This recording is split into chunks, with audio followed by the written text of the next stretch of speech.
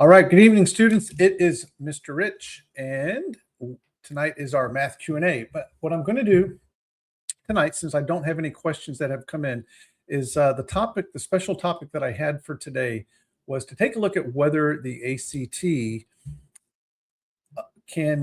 rephrase it this way, that could Desmos really help you on the ACT math section?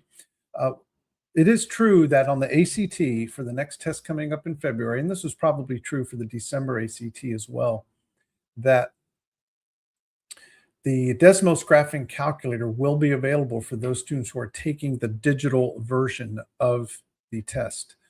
And but if you're taking the paper version, you will not have Desmos. Now, my initial assessment of that is that the Desmos graphing calculator is not really going to help you as much on the ACT as it would on the SAT. But it still does bring up a lot of questions in my mind that I don't have answers to, such as if you take the digital SAT, I would imagine that your scaling as compared to other students is going to be different, and you're not going to be compared to those students who are taking the paper version, right? Because it's going to be two separate populations. Those who do not have Desmos using their own calculator on a paper version, then you've got this other set of students who are taking the digital version of it, but do have access to the Desmos graphing calculator. So I have to imagine that the scales on both of those tests would be different, and they would be different populations. So I don't know how it's all going to work out. I honestly don't. But the purpose of tonight, though, was not the Desmos. I just realized that what we're doing tonight is that's next Sunday, is taking a look at Desmos and the ACT math. Tonight, what we're looking at is, could Chat GPT help you on the ACT or SAT math prep as you are getting ready? All right. So I have a few questions that I pulled from the ACT that we are going to take a look at to see, could we use Chat GPT to help get the solution to that? So I'm going to share my screen here in just a second, and we're going to pull up Chat GPT, and we're going to copy and paste some ACT test questions from their practice tests to see what happens when we ask Chat GPT for the answer. So stand by while I do this. Now, while I'm doing this, if you are watching, if you do have a question, you can submit it to me at askmrrich@gmail.com. And then when I'm done trying out Chat GPT with some ACT questions, I will take your math questions. And let's get Chat GPT pulled up so that I can share my screen with you all.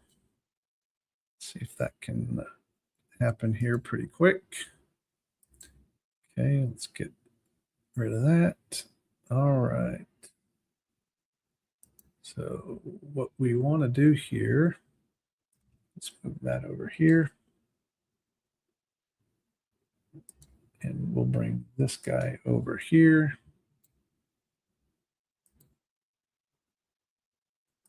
There's Chat GPT.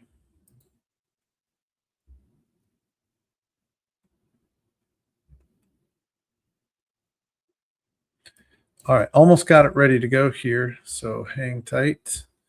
I'm going to go to my Mr. Rich Math Coach. There we go. So going to share my screen. Let's give that a try.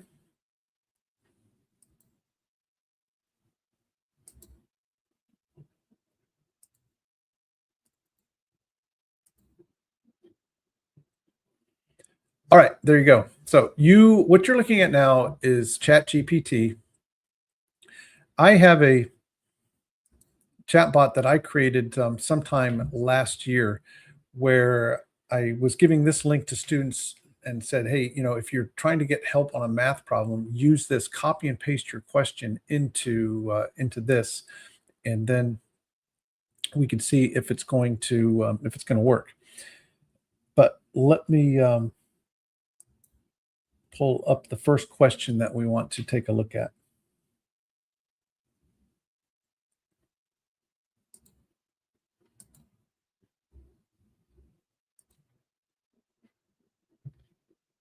All right, so the first question, I think what we'll do is we'll pull this up as a practice test first. Before I paste it in there, I want to show you the question, and we'll work it together. Maybe that'd be the best thing to do.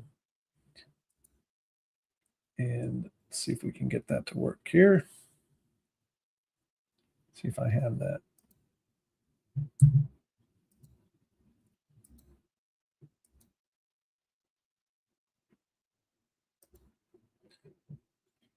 Okay, so I'm going to capture this, and then let's bring it over. Okay, so here is the question that I'm ultimately going to be pasting into the Chat GPT. So this shows, this comes from, I think, practice test number 3, if I'm not mistaken, but this says, which of the following is equivalent to 5 factorial times x minus 1 factorial divided by 3 factorial x factorial?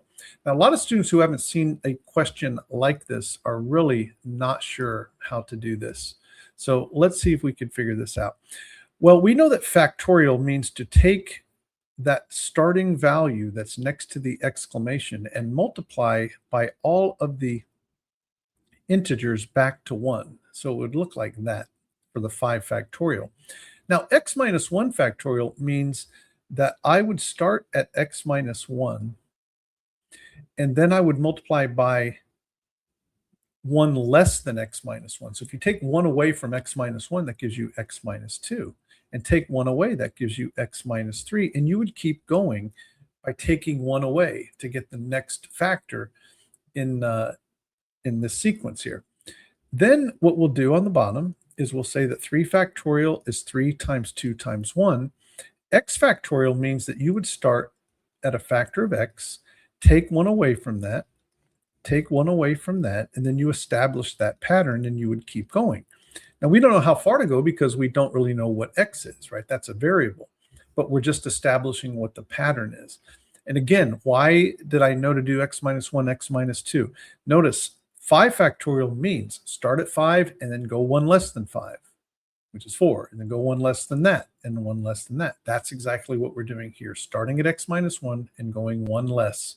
Now, hopefully what you see here is between top and bottom, all of these here, x minus 1, x minus 2, x minus 3, they are going to get divided out by the x minus 2, x minus 3 right here.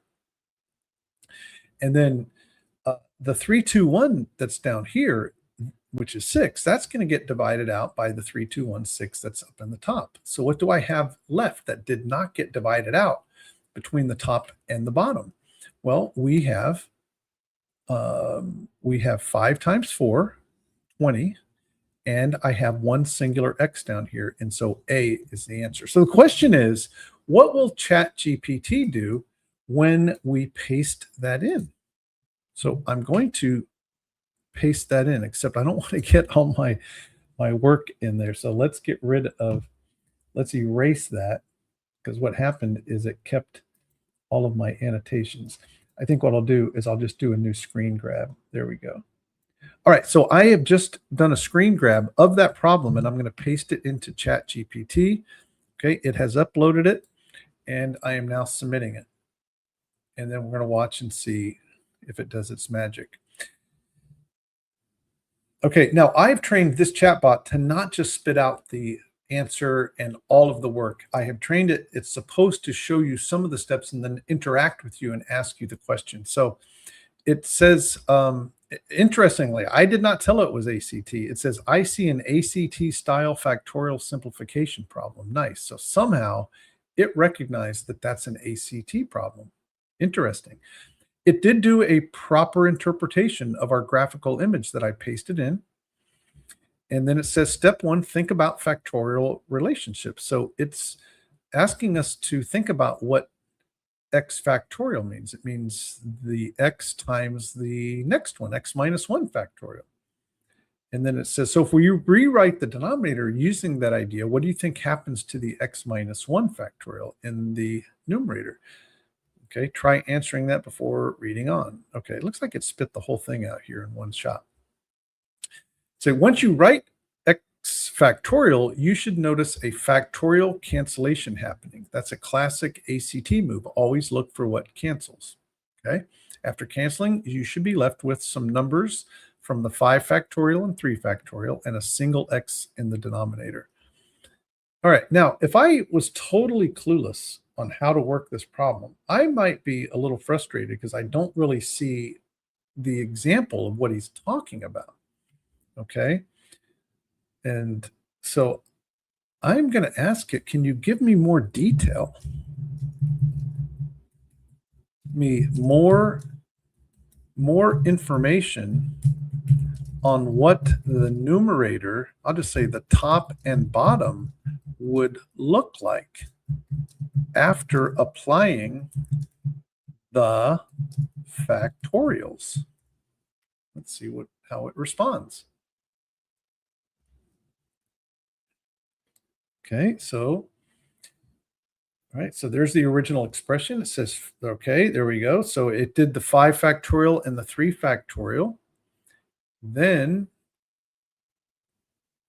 oh, so notice what it did here. Very interesting. It did just rewrite the x factorial in the bottom as x times x minus 1 factorial, and that left the x minus 1 factorial there so that those would divide out right there. Right. So the difference in what I was doing is I was kind of rewriting this out as x minus 1, x minus 2, x minus 3, et cetera, et cetera. And then this one was x minus 1, x minus 2, x minus 3, et cetera, et cetera. And those were what canceled out. But what it's doing here is very valid.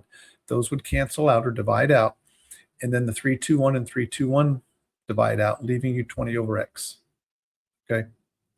So what's impressive about this? I don't know if this impresses you, but a couple of things do of Chat GPT here is that it did properly interpret my original graphic image. That's just a picture that I gave it. It interpreted it correctly, and it did arrive at the totally right answer, which is pretty surprising. And it did show us the steps.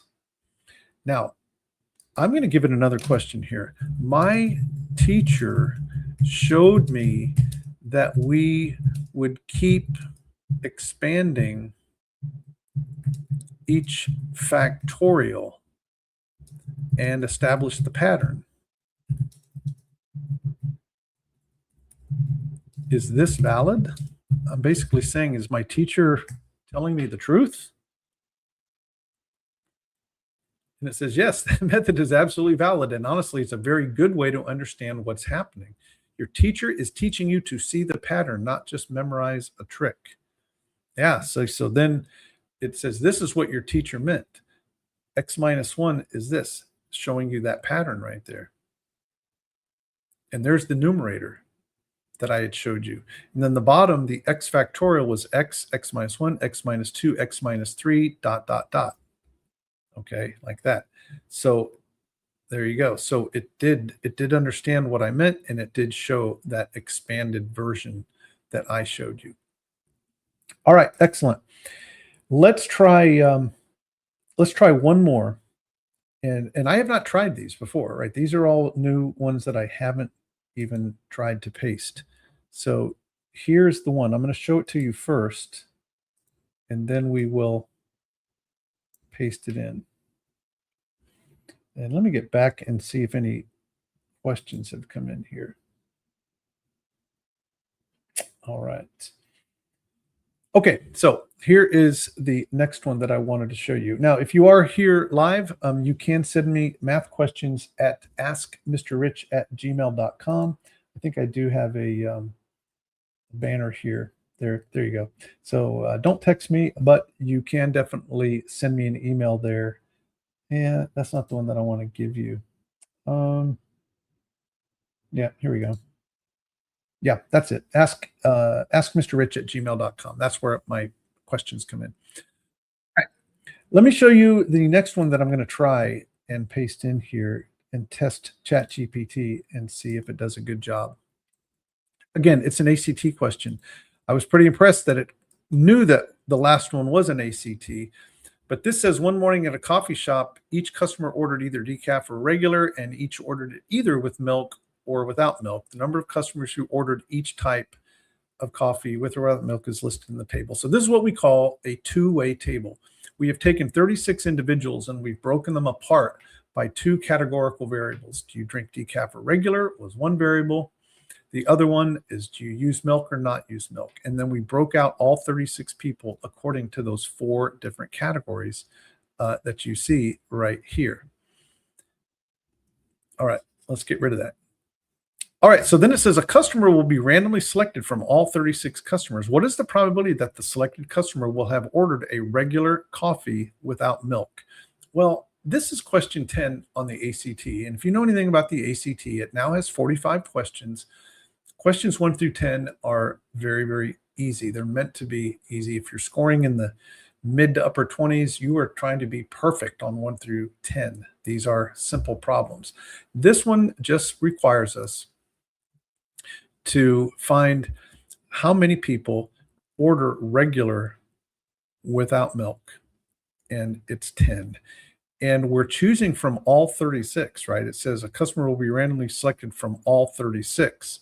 So the probability calculation is going to be a 36 on the bottom, and there are 10 that meet the criteria of regular coffee without milk. And so this should be 5/18 G. So let's see and test Chat GPT on this easy question if it can do the trick. So let's copy that, move that out of the way, and let's paste it in. There it is. We'll send it. And let's see how it does.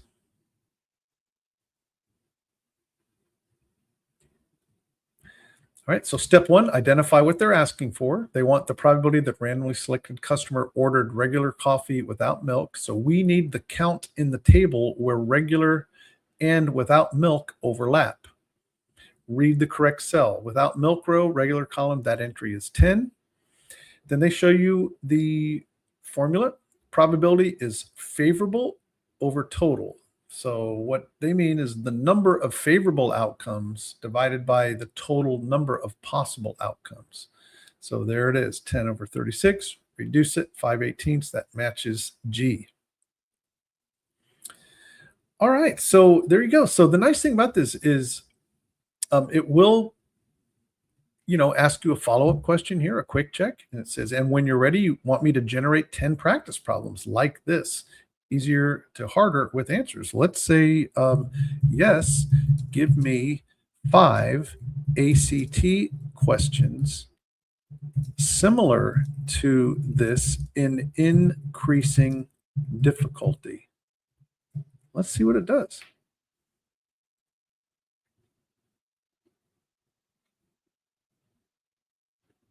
Okay. There's question 1, very straightforward. Okay, and so it's giving us these different two-way tables.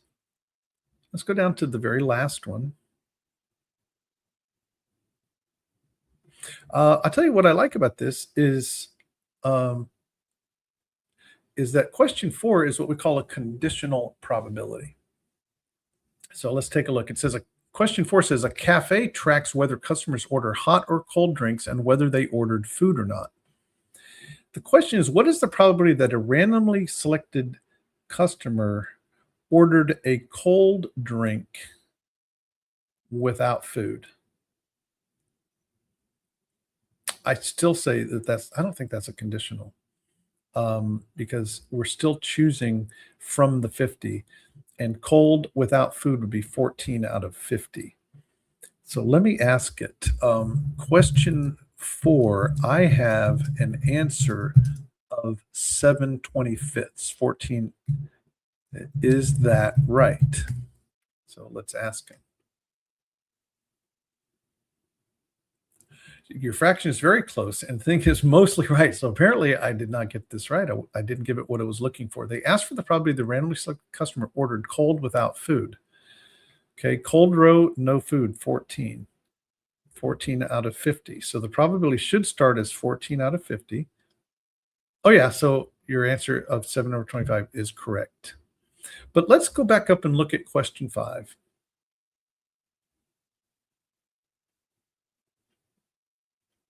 Yeah, okay, those aren't conditional. Let's ask it one more question here. Can you give us a conditional probability ACT problem. My tutor was telling me those were more challenging. So I'm just interacting as though it's my coach here on the ACT.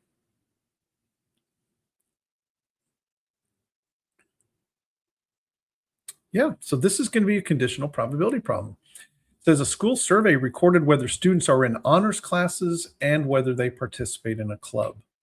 Question: what is the probability that a randomly selected student is in honors given that the student participates in a club?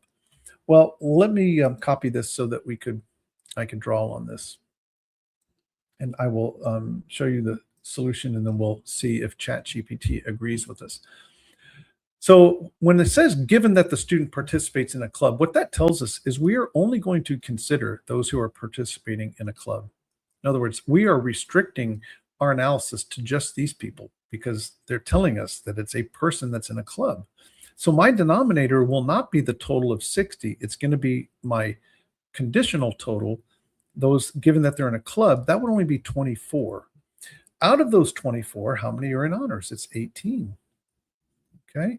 And so that we could then reduce that down to divide both by 2 and then divide those both by 3. So it looks like my probability is going to be 3/4. Let's ask ChatGPT if that is correct.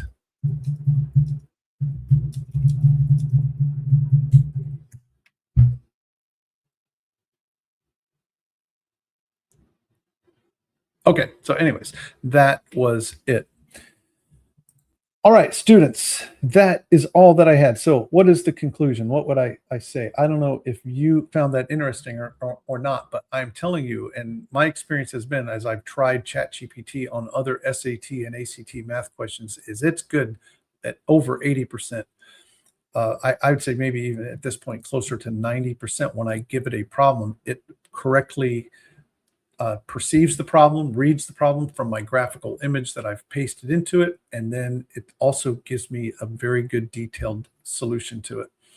When it comes to SAT style questions, I've asked Desmos, hey, could you show me how to do this in Desmos? And it does a pretty decent job of explaining how you could accomplish, a graphing solution using the Desmos graphing calculator.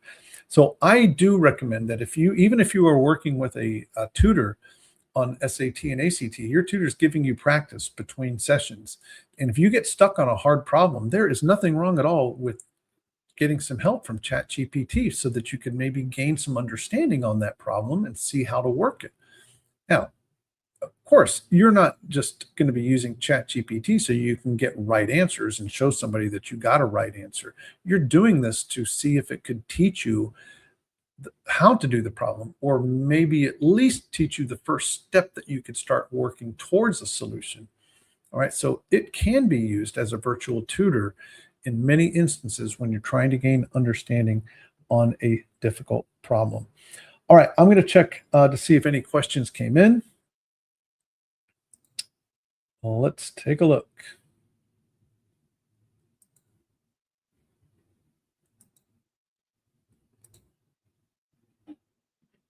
All right, so I don't have any questions that came in.